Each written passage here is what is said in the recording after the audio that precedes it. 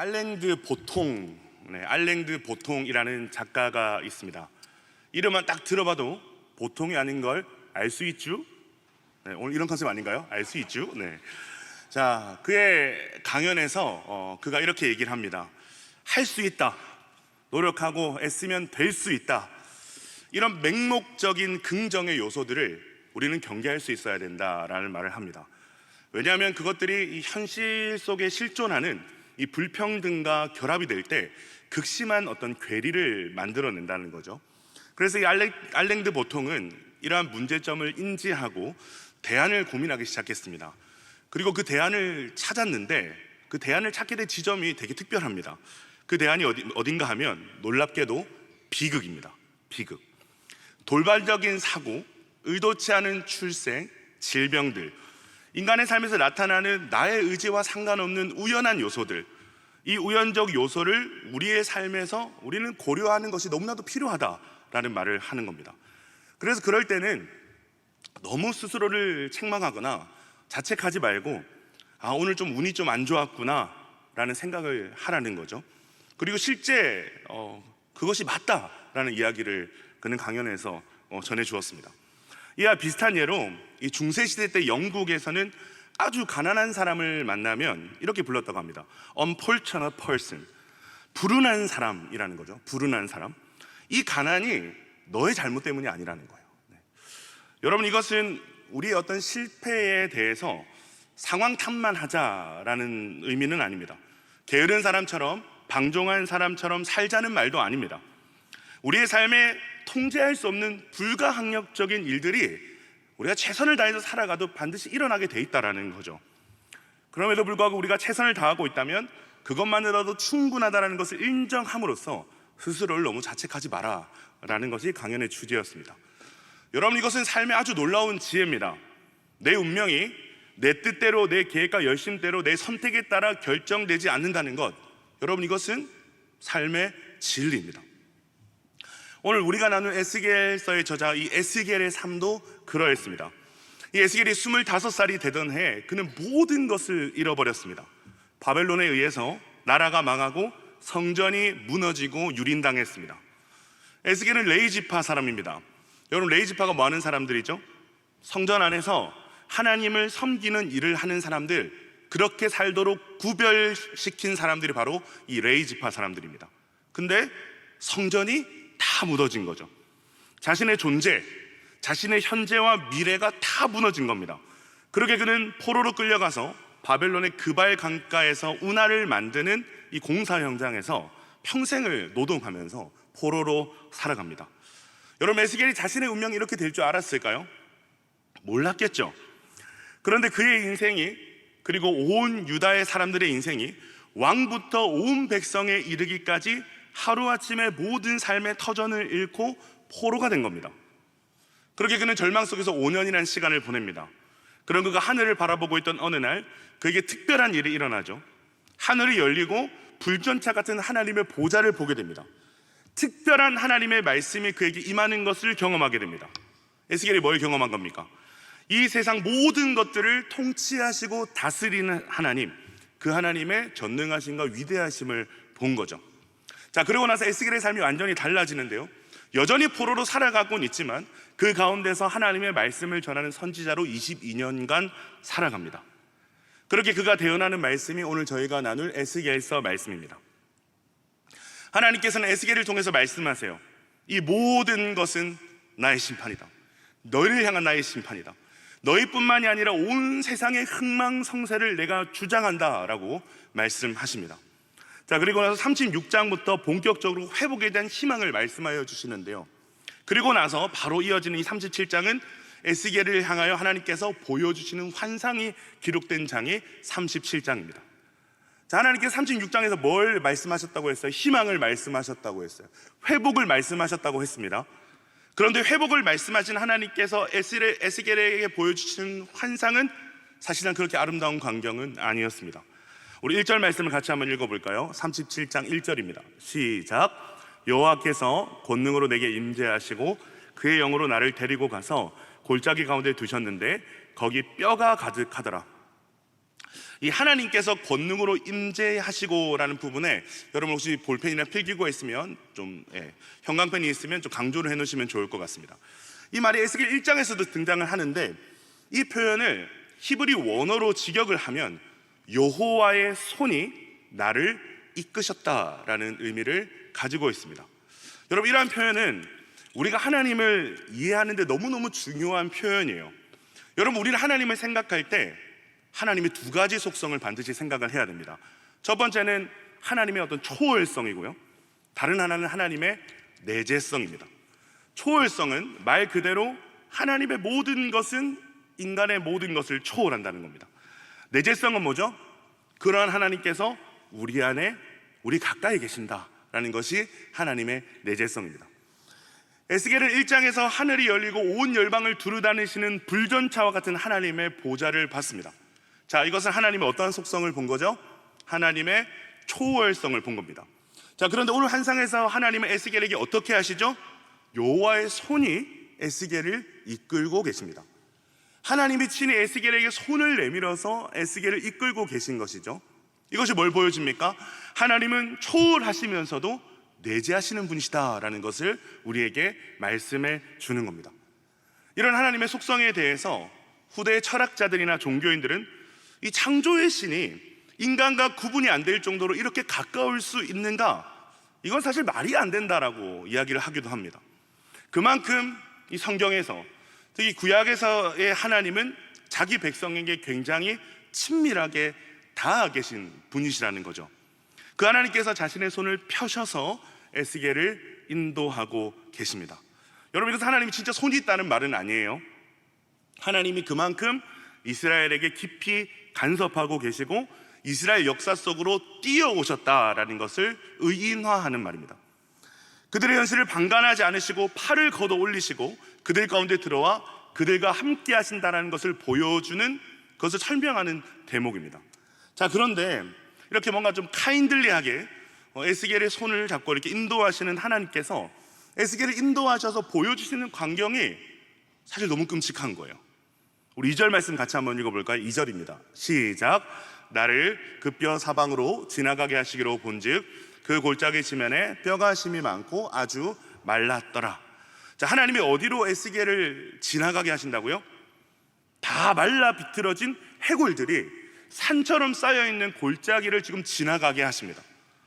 여러분, 뼈가 이렇게 골짜기에 가득했다는 걸 뭘 떠올리게 만듭니까? 여러분, 상상력을 한번 동원해 봅시다. 뭘 떠올리게 하죠?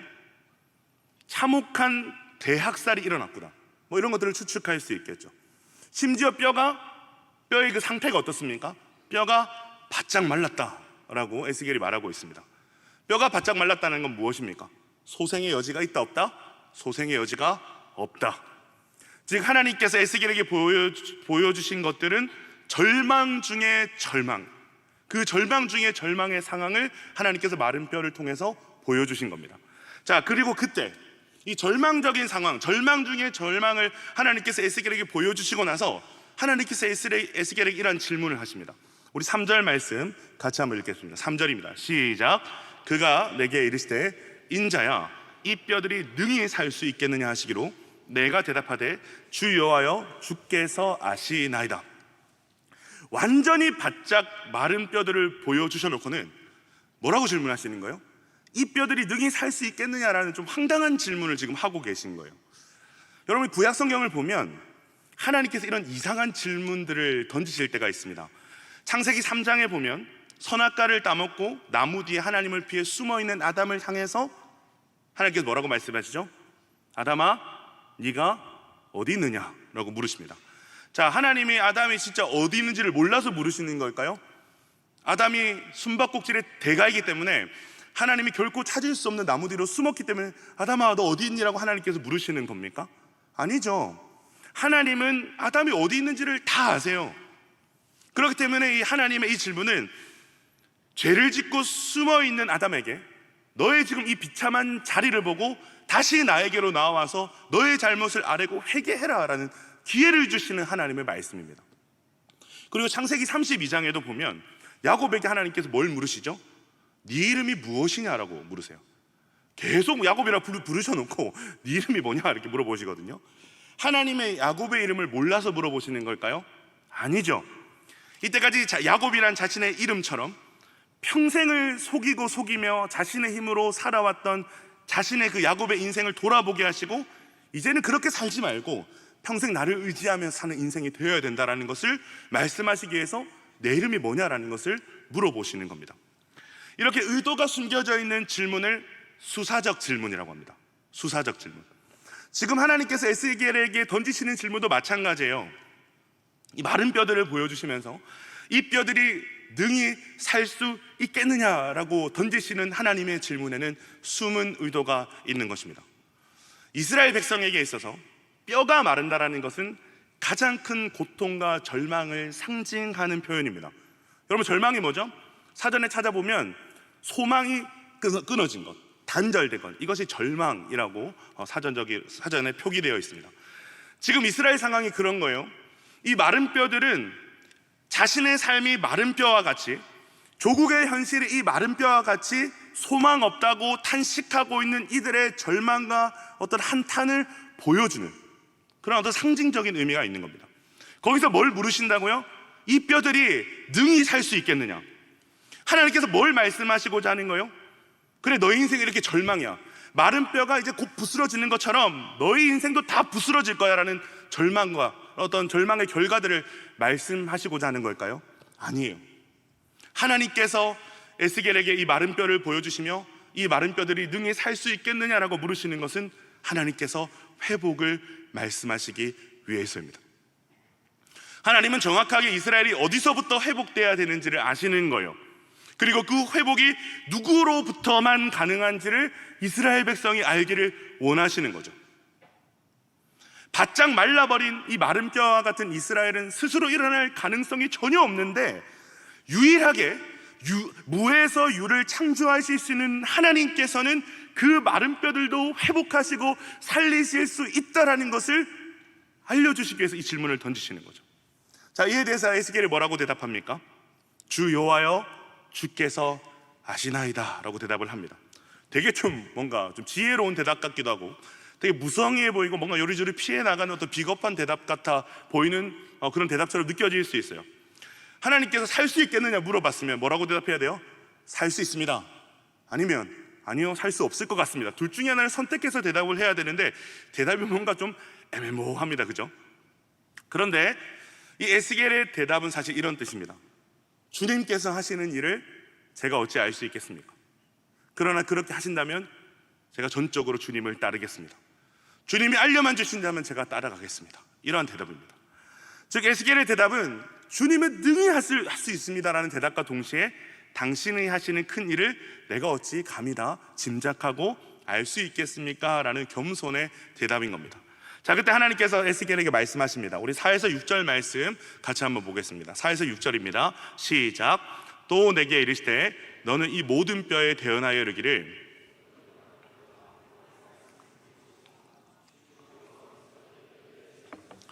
내가 생기를 너희에게 들어가게 하리니 너희가 살아나리라. 너희의 힘줄을 두고 살을 입히고 가죽으로 덮고 너희 속에 생기를 넣으리니 너희가 살아나리라. 또 내가 여호와인 줄 너희가 알리라 하셨다 하라. 자, 우리는 여기서 회복의 중요한 두 가지를 발견할 수 있어야 됩니다. 오늘 이것을 좀 나누고자 하는데요. 첫 번째로 여호와의 말씀이 들릴 때 마른 뼈는 살아날 수 있다 라는 말씀을 하십니다. 여러분, 하나님께서 천지를 창조하시기 전에 이 땅의 모습이 어떠했을까요? 창세기 1장 2절을 보면 이렇게 되어 있습니다. 땅이 혼돈하고 공허하며 흑암이 깊음 위에 있고 하나님의 영은 수면 위에 운행하시니라. 혼돈과 공허는 땅에 아직 생명이 없을 뿐만이 아니라 이 땅은 생명을 생산할 수 없음을 뜻합니다. 흑암은 성경에서 악이나 불행이나 망각을 이야기하고 싶을 때 흑암이라는 단어를 씁니다. 깊음이라는 단어는 한때 땅 밑에 깊숙한 곳에 있었던 심해 또는 대양으로 해석되고 있습니다. 이 깊음이 노아의 홍수 때 흘러나와서 세상을 심판하는 하나님의 도구가 된 거죠. 사랑하는 여러분, 에스겔이 마른 뼈 무더기를 보면서 느낀 것이 바로 이러한 혼돈과 공허와 흑암과 깊음이 아니었을까요? 생명이 없을 뿐만이 아니라 생명을 생산할 수도 없는 상태, 하나님을 망각하고 거스른 인간의 그 불행, 그로 인한 하나님의 무거운 심판, 이것을 고스란히 보여주는 것이 마른 뼈들이자 이들의 현실이라는 겁니다. 자, 그런데 하나님께서 천지를 창조하실 때 혼돈과 공허와 흑암과 깊음을 향해서 무엇을 하십니까? 어떤 하나님의 행동하심이 등장하죠? 빛이 있으라 라고 말씀하시죠. 자, 하나님께서 빛이 있으라 라고 말씀하시니까 어떤 일이 일어나요? 빛이 생기고 낮과 밤이 생기는 거예요. 하늘이 생기고 바다가 생기고 땅이 생기고 식물이 생기고 해와 달이 생기고 바다와 육지와 공중의 생물들이 생기고 혼돈과 공허와 흑암과 기쁨만 있었던 곳에, 도무지 그 어떤 것도 기대할 수 없었던 곳에 하나님이 말씀하시자, 하나님의 말씀이 임하자 질서가 생기고 생명이 충만하게 일어나는 일들이 일어나는 거죠. 아무것도 기대할 수 없었던 무의 상태에 하나님의 말씀이 울려 퍼지자 생명이 충만한 유의 상태, 흘러넘치는 상태가 되어버린 겁니다. 지금 이 말씀으로 천지를 창조하신 하나님께서 에스겔을 통해서 마른 뼈에게 지금 명령을 하고 계신 거죠. 너희 마른 뼈들아, 여호와의 말씀을 들을지어다. 사랑하는 여러분, 저는 이 말씀을 묵상하면서 이게 마른 뼈가 할 수 있는 유일한 것이구나. 마른 뼈가 할 수 있는 게 아무것도 없는데 마른 뼈가 할 수 있는 유일한 것이 있다면 하나님의 말씀을 듣는 것이구나. 여러분, 마른 뼈와 같은 상황을 경험해 보셨어요? 아무리 스스로 벗어나려고 해봐도, 아무리 주위를 둘러봐도 벗어나려고 하면 할수록 일이 더 꼬여만 가고 혼란스러워지고, 도움을 찾으면 찾을수록 더 짙은 어두움과 더 깊은 공허밖에 보이지 않는 그런 상황들. 아마 이 자리에도 그런 마른 뼈와 같은 심정으로 나와 있는 우리 청년들이 있을지도 모르겠습니다. 여러분, 저희 교회는 정말 다양한 많은 분들이 출석하는 교회잖아요. 그래서 정말 다양한 상황 속에서 예배에 나오시는 그런 성도님들의 이야기를 듣습니다. 며칠 전에 자녀를 잃은 부모님들이 예배의 자리에 나오실 때가 있고요, 이제 살 날이 얼마 남지 않았다라는 시한부 선고를 받으신 분들이 예배 자리에 와 있고요, 사업이 완전히 망해서 빚더미에 앉은 분들이 예배 자리에 와 있고요, 배우자의 외도로 가정이 완전히 무너진 분들이 예배 자리에 와 있고요, 심각한 마음의 질병으로 마음이 다 무너져 내린 분들이 예배 자리에 와 계세요. 어디에 봐도 소망이 다 끊어진 것 같은 상황 속에서 지푸라기라도 잡는 심정으로 예배라도 안 드리면 죽을 것 같으니까 죽지 못해서 예배 자리에 나오시는 분들이 있는 거죠. 정말 지푸라기로 짚는 심정으로 말씀 앞에 나와 있는 거죠. 자, 그런데 여러분, 놀라운 사실이 뭔지 아세요? 우리가 정말 지푸라기라도 잡는 심정으로 하나님의 말씀 앞에 나올지라도 더 이상 어떠한 방법도 어떠한 출구도 없어서 사방이 다 막혀서 자포자기하는 마음으로 하나님 말씀 앞에 나왔다라고 할지라도 그 자리에서 우리에게 주님의 말씀이 들려질 때 우리가 사는 일이 일어난다라는 거예요. 제 주위에 그렇게 일어나신 분들이 얼마나 많은지 몰라요. 마른 뼈와 같은 나에게 주님의 말씀이 들려지고 그 말씀이 나에게 주신 말씀인 것들이 막 와닿고 깨달아질 때 그 말씀으로 하나님의 어떠하심, 나를 향하신 하나님의 사랑과 신실하심이 다시 한번 고백될 때 마른 뼈와 같은 인생들이 일어나더라고요. 여러분, 혹시 오늘 이 자리에 자신의 삶이 마른 뼈와 같은 분들이 있습니까? 내가 뭘 해도 안 되겠구나, 이제 진짜 절망 중에 절망이고 벼랑 끝에 와 있구나, 할 수 있는 게 아무것도 없구나, 죽는 것밖에 없구나라고 생각하고 이 자리에 앉아있는 분들 계세요? 아니에요. 여러분 할 수 있는 거 딱 한 가지 있어요. 할 수 있는 게 하나 남았어요. 그게 뭡니까? 하나님의 말씀을 듣는 거요, 내게 주시는 한 말씀을 사모하는 거요, 그 말씀이 들리고 그 말씀이 임하면 살아날 줄로 믿습니다. 자, 그렇다면 이제 하나님께서 뭘 말씀하시는가에 우리가 좀 귀를 기울여 봐야겠죠. 우리 5에서 6절 말씀을 같이 한번 보겠습니다. 5에서 6절입니다. 시작. 주 여호와께서 이 뼈들에게 이같이 말씀하시기를,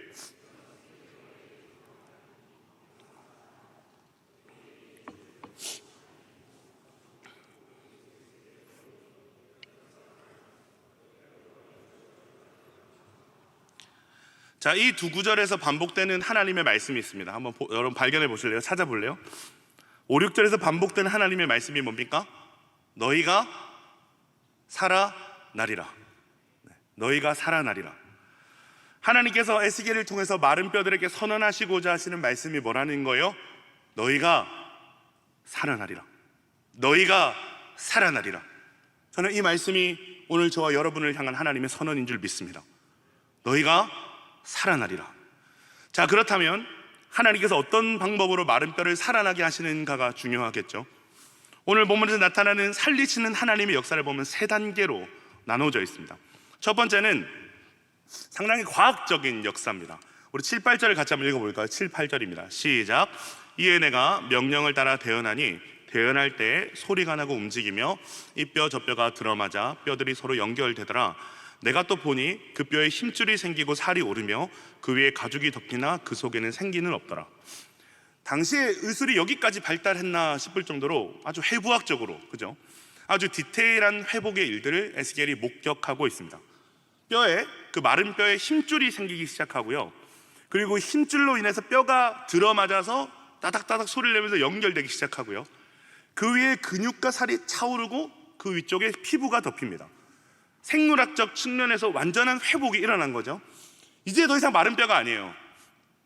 심장이 뛰고 숨을 쉬고 장기와 근육과 피부를 가진 온전한 육체가 되었습니다. 여러분, 이제 살아난 겁니까? 이제 살아난 거예요? 왜 대답을 못해요? 여러분 살아나세요. 여러분 살아난 겁니까? 아니요, 아직 살아나지 못했습니다. 우리 8절을 다시 한번 읽어볼까요? 8절입니다. 시작. 내가 또 보니 그 뼈에 힘줄이 생기고 살이 오르며 그 위에 가죽이 덮이나 그 속에 생기는 없더라. 정상적인 육체의 모습을 다 갖췄는데 뭐가 없어요? 그 속에 생기가 없더라. 자, 그래서 두 번째 살리시는 그 역사의 단계로 들어가는 건데요, 우리 9절 한번 읽어봅시다. 9절입니다. 시작. 또 내게 이르시되 인자여 너는 생기를 향하여 대언하라. 생기에게 대언하여 이르기를 주 여호와께서 이같이 말씀하시기를 생기가 사방에서부터 와서 이 죽음을 당한 자에게 불어서 살아나게 하라 하셨다 하라. 생기. 여러분, 생기하면 뭐가 생각나세요? 성경을 좀 아시는 분들은 창세기 말씀이 생각이 날 거라고 생각을 합니다. 하나님께서 흙으로 사람을 만드시고 그 뒤에 뭘 하세요? 코에 생기를 불어 넣으십니다. 그때 이 흙으로 빚어진 사람의 육체가 하나님의 생명이 되죠. 오늘 그렇게 하나님께서 동일한 이 생기를 불어넣으신 것에는 두 가지 의미가 있습니다. 첫 번째는 아무리 어떤 인간의 그 현대의학이 발달하고 인간의 문명이 진보해도 결국 모든 생명의 주관자는 누구라는 거예요? 하나님 한 분이시라는 거예요. 마른 뼈에서 온전한 육체가 되었지만 그건 살아있는 게 아니래요. 형체만 있을 뿐 생명이 아니래요. 그런데 하나님의 생기가 불어넣어지자 살아나는 거죠. 인격이 있는 생명이 되는 거죠. 자, 그리고 나서 두 번째 생기의 의미가 중요한데, 여러분, 두 번째 생기의 의미가 뭘까요? 성령입니다. 성령을 불어넣으신 겁니다. 생기는 히브리어로 루하흐, 많이 들어보셨죠? 루하흐입니다. 루하흐는 바람, 생명을 뜻하기도 하지만 하나님의 영, 성령을 가르칠 때도 루하흐라는 히브리어를 사용합니다. 즉 하나님께서 이들에게 성령을 불어넣으셨다라는 거예요. 그리고 나서 이들이 살아났다는 거죠. 여러분, 이것은 아주 중요한 의미를 가지는 대목입니다. 성령이 임하시지 않으면 뭐예요? 살아있어도, 숨이 붙어있어도 사는 게 아니라는 거예요. 성령이 임해야 하나님이 원래 우리를 창조하신 태초의 형상처럼 하나님을 알고 하나님 안에 거하며 하나님을 사랑하며 하나님과 함께 살 수 있다는 거죠. 즉 성령이 임할 때 죄로 인해 끊어졌던 하나님과의 관계 회복이 일어난다, 관계 회복이 일어난다라는 것을 하나님께서 말씀하고 계신 겁니다. 요한복음 16장에 보면 예수님께서 성령을 진리의 영이라고 말씀을 하십니다. 여러분, 진리가 뭐죠? 말씀입니다. 즉 성령께서 우리 안에 거하실 때 대언되는 그 진리의 말씀이 깨달아지고 그 말씀이 믿어지고 그 말씀을 소망 삼고 살아가는 일이 가능하다는 거예요. 지금 이 회복을 말씀하시는 거죠. 여러분, 지금 이스라엘은 물리적 환경만 마른 뼈가 아니에요. 너희가 살아나리라 말씀하신 하나님께서 그들에게 진짜 회복시키고자 하시는 것은 완전히 마른 뼈같이 말라버린 그들의 영혼입니다. 여러분, 이들이 이렇게 비참한 상황에 비참하게 살게 된 이유가 뭡니까?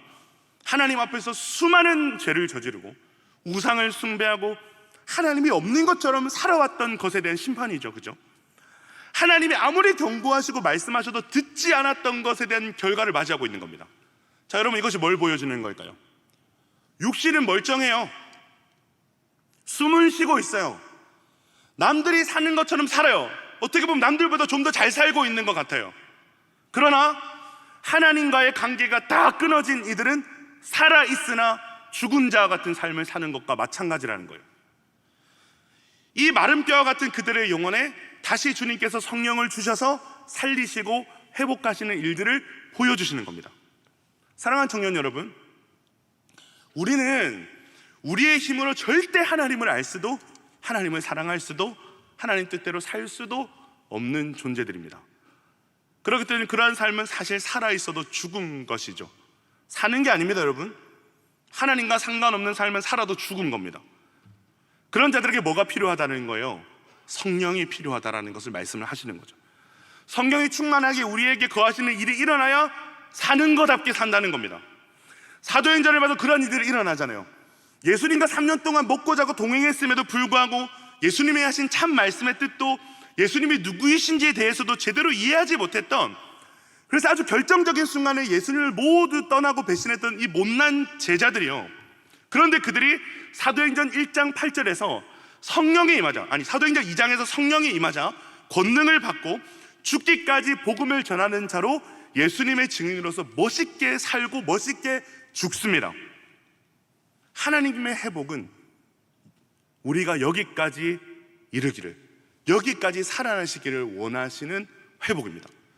숨은 붙어 있는데 그냥 세상의 일들로만, 땅의 현실에만 매몰돼서 지지고 볶는 삶, 하나님과 상관없는 자들처럼, 하나님을 모르는 사람처럼 살아가는 우리를 다시 하나님과 연결시키기를 원하시는 거죠. 그래서 이제는 하나님이 보는 것을 보고, 하나님이 꿈꾸시는 것을 함께 꿈꾸고, 주님이 먼저 걸어가신 그 삶을 소망하는 자들로 우리를 회복하시기를 원하시는 거죠. 이것이 진짜 주님께서 우리에게 주시고자 하는 진짜 살아있는 삶인 것입니다. 자, 마지막 세 번째 단계가 뭡니까? 군대가 되는 거예요.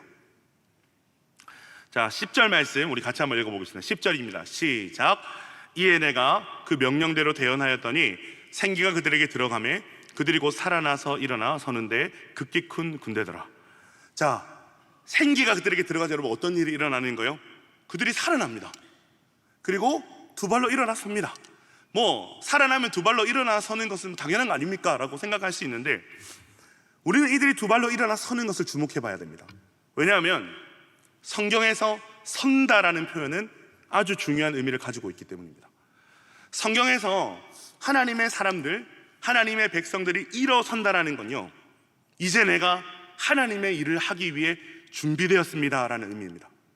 뭐라고요? 하나님의 일을 하기 위해 준비되었습니다 라는 의미입니다. 그렇기 때문에 성령이 임하여 살아난다라는 것의 궁극적인 지점이 여러분 어딘 거예요? 마른 뼈와 같은 삶이 이제 하나님의 일을 할 준비가 된 자들로 우뚝 서게 되는 거예요. 자, 그렇게 선 사람들의 모습을 에스겔이 뭐라고 말합니까? 큰 군대라. 큰 군대라. 사랑하는 여러분, 여기까지가 하나님께서 이스라엘을 회복하시고자 하는 회복의 클라이막스, 정점입니다. 여러분, 유다의 가장 큰 수치가 뭡니까? 바벨론에게 참패한 것이 유다의 가장 큰 수치입니다. 유다는 바벨론에게 의해서 완전히 초토화되고 모든 것이 다 뺏겼습니다.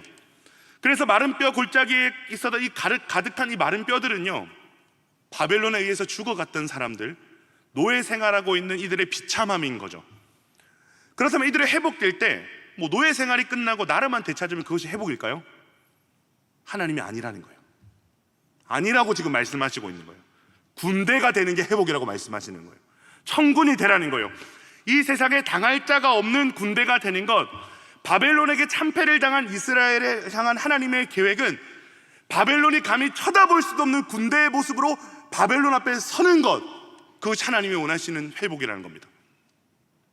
계시록에서 바벨론은 거대하고 강한 세상을 상징합니다. 여러분, 우리도 그렇죠.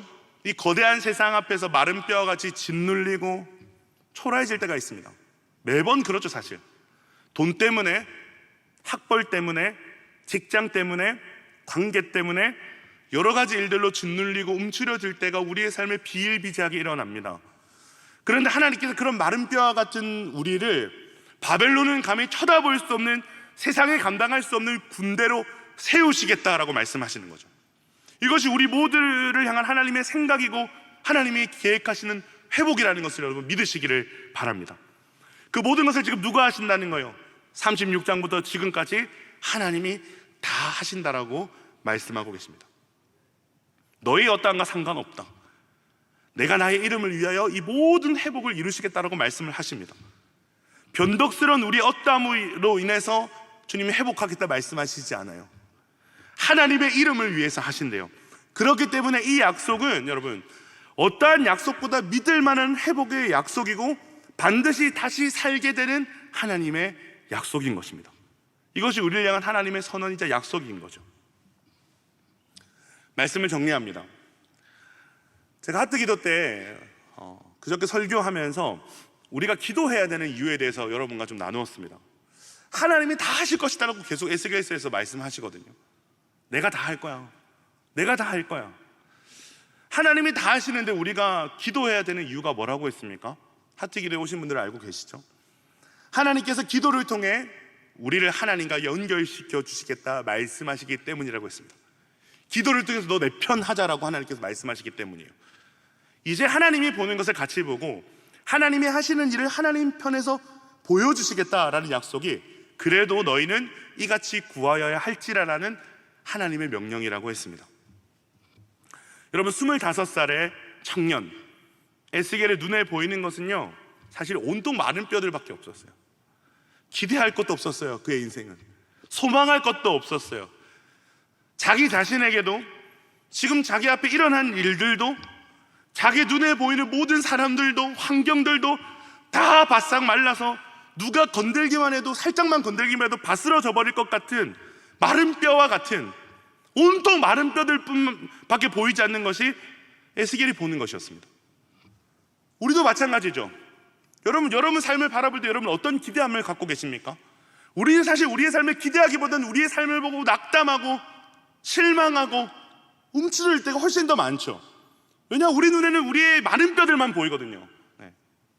내 연약함, 내 한계, 내 부족함, 보잘것없는 나의 어떤 출신, 학벌, 실패, 지긋지긋한 가난, 질병, 사고, 기울어진 가정, 다 깨져버린 관계, 청년할 때 우리가 보는 것들이 다 이런 것들이잖아요.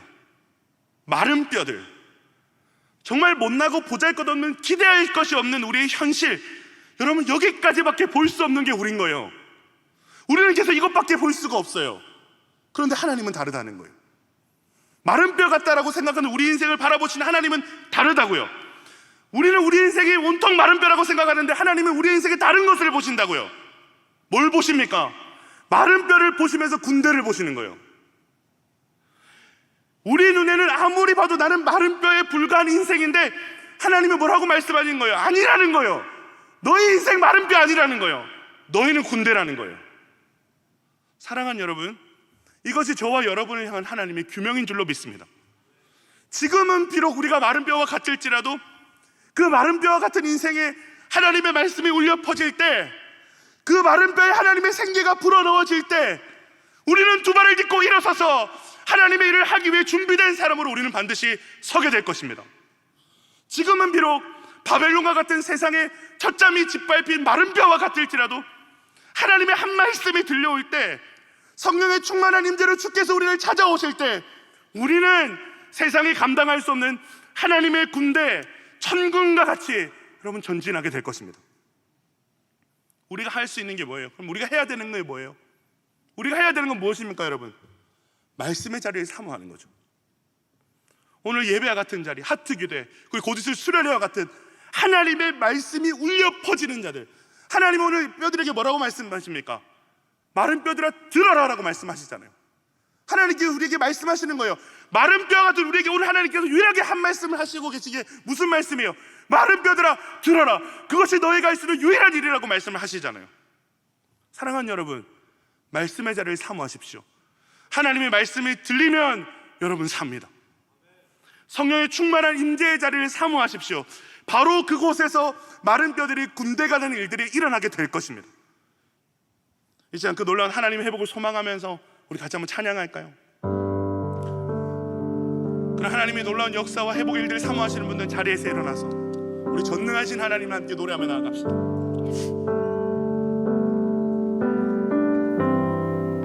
전능하신 하나님, 전능하신 하나님, 나는 믿기에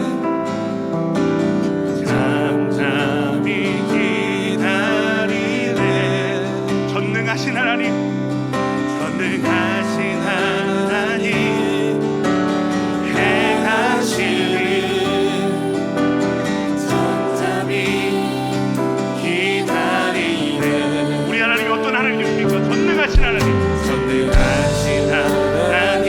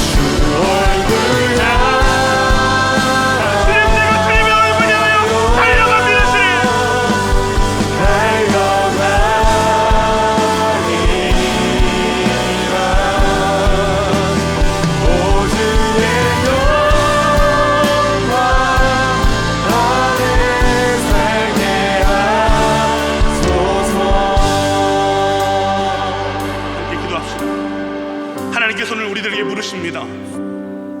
마른 뼈 같은 너의 인생이, 도무지 소망이라고는 보이지 않는 너의 인생이 능히 살 수 있겠느냐? 여러분, 그때 우리가 뭐라고 대답해야 되는 겁니까? 우리의 눈에는 소망이 보이지 않아도 우리는 뭐라고 대답해야 되는 겁니까? 네, 주님, 주께서 오늘 나에게 말씀하시면 마른 뼈 같은 제 인생 살 수 있습니다. 아멘. 네, 주님, 주께서 오늘 나를 찾아오셔서 생기를 불어넣어 주시면 소망 없는 내 인생 살 수 있습니다. 아멘. 사랑하는 여러분, 마른 뼈같이 다 주저앉아 버린 것들 여러분의 인생에, 믿음이 바닥을 치고 있는 여러분의 인생에 하나님의 말씀이 울려 퍼지고 하나님의 성령이 부어질 때 우리는 반드시 일어서고 살게 될 줄 믿습니다. 아멘. 이 시간 그 역사를 함께 사모하며 기도합시다. 사랑하는 주님, 이 시간 마른 뼈 같은 제가 할 수 있는 건 주님의 말씀을 듣는 것밖에 없습니다. 마른 뼈들아 들으라라고 말씀하신 주님, 마른 뼈 같은 제가 주님의 말씀을 듣겠사오니 오늘 그 말씀으로 우리를 일으켜 주시옵소서. 이 시간 성령의 충만함을 삼으면서 기도합니다. 살아도 사는 것 같지 않는 생기 없는 우리 인생에 주님의 생기를 불어넣어 주시옵소서. 아멘. 주의 성령이 임할 때 우리는 살아나고 우뚝 일어서 주님의 군대가 될 줄로 믿사오니 성령을 부어 주시옵소서. 우리 간절히 주님을 부르고 기도합니다. 주여,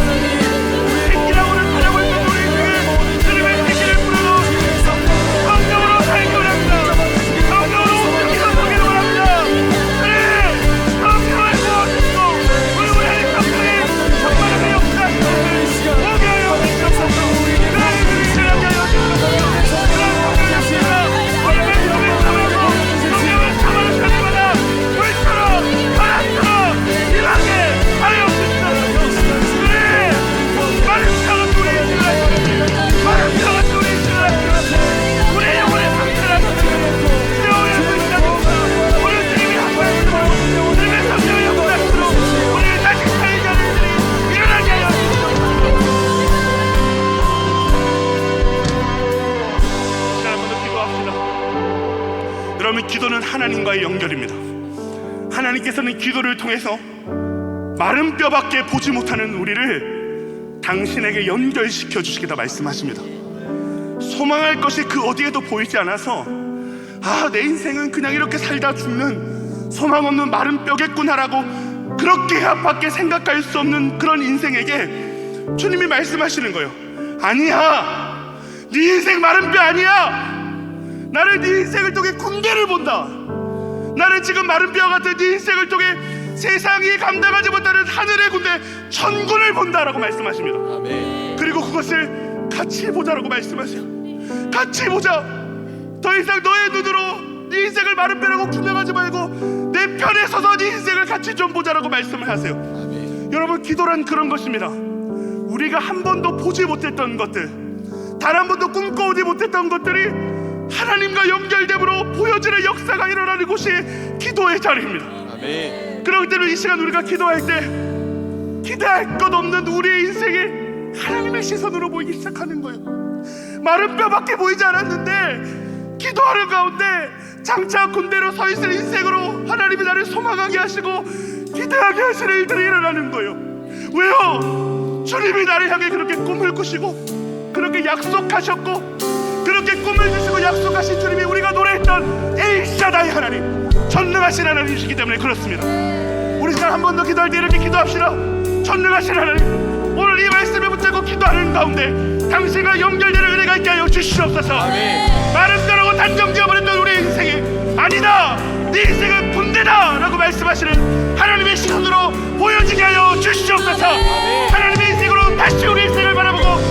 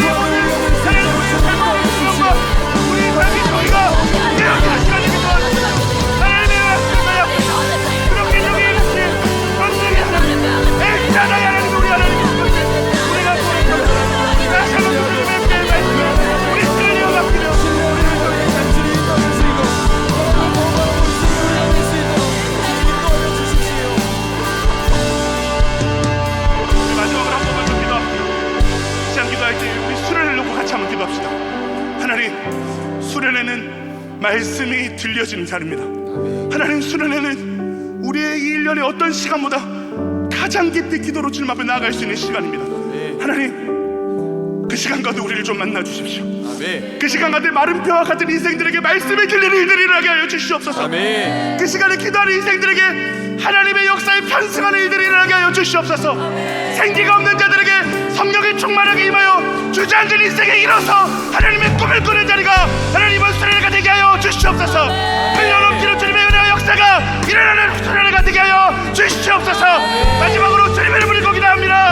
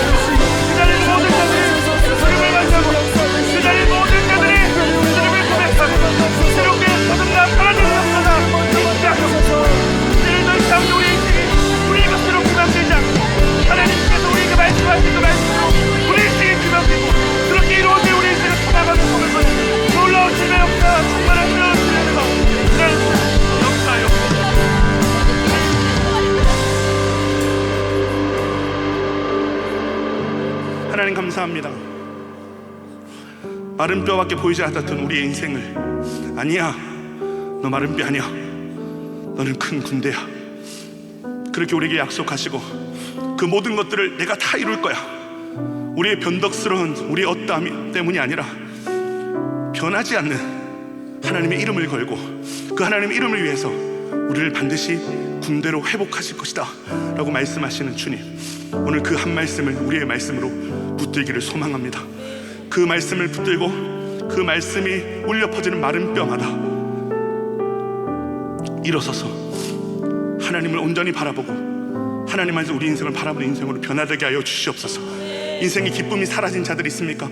어디를 둘러봐도 절망뿐이라서 사는 게 같지 않고 죽지 못해 사는 하나님 청년들 혹시 이 자리에 있습니까? 주님, 주님의 생기를 불어넣어 주셔서 하나님, 꿈꾸지 못한 자가 꿈꾸게 하시고 소망하지 못한 자가 소망하는 일들이, 웃지 못했던 자들이 웃는 일들이 주님 주시는 성령으로 말미암아 일어나게 도와주시고, 무엇보다 성령을 통해서 하나님을 온전하게 바라봄으로 나를 향해 그렇게 꿈을 꾸시고 약속하신 그 하나님이 전능하신 하나님이시라는 것을 우리가 고백하는 가운데 그 주님으로 말미암아 다시 살아갈 힘을 얻게 되는 하나님, 그런 역사들이 일어나게 하여 주시옵소서. 하나님, 이제 수요일부터 하나님 흘러넘침이라는 주제로 수련회가 시작됩니다. 하나님께서 이 주제를 우리에게 주신 줄로 믿습니다. 정말 마른 뼈와 같은 인생이 주님의 은혜로 말미암아 흘러넘치는 인생으로 변화되는 말씀의 자리, 기도의 자리 되게 하여 주시옵소서. 감사드리며 살아계신 우리 구주 예수님 이름으로 기도드립니다. 아멘. 이제는 우리 주 예수 그리스도의 은혜와 하나님의 크신 사랑과 성령의 감화감동 교통하심이 마른 뼈와 같이 소망이라고는 보이지 않는 우리 인생 가운데 찾아오셔서 말씀으로 우리를 일으키시고 성령으로 우리를 다시 소생케 하시는 그 주님의 역사를 사모하며 고개 숙이는 이 자리에 있는 모든 청년들과 주님의 사랑하는 자들 머리 위에 이제로부터 영원토록 함께할지어다. 아멘.